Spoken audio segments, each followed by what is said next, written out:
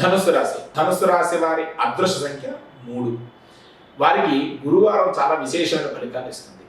ఈ వారం అంతా కూడాను చక్కగాను ఈ యొక్క ధనుస్సు రాశి వారికి మంచి ఫలితాలు ఉన్నాయని చెప్పుకోవచ్చు, పర్వాలేదు. కానీ ధనుస్సు రాశిలో ఉన్న వారికి ఏలినాటి శని ప్రభావం ఉంటుంది, చాలా ఇబ్బంది పెడతారు అన్న భావన మీరు మనసులోకి తీసేసేయండి. అలాంటి మిమ్మల్ని ఇబ్బంది పెట్టడు, శనేశ్వరుడు మిమ్మల్ని ఇబ్బంది పెట్టడు.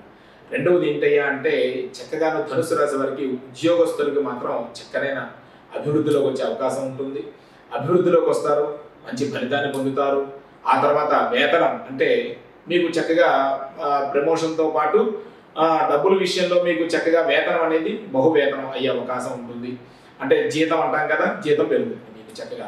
అలాగే కోర్టు వ్యవహారాల పట్ల మాత్రం చక్కగా ఈ యొక్క ధనుస్సు రాశి వారికి ఈ వారం అంతా కూడా చక్కగా కలిసి వస్తుంది.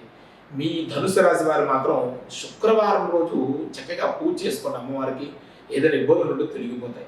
ఈ వారం మాత్రం కొద్దిగా జాగ్రత్తగా ఉండాలి.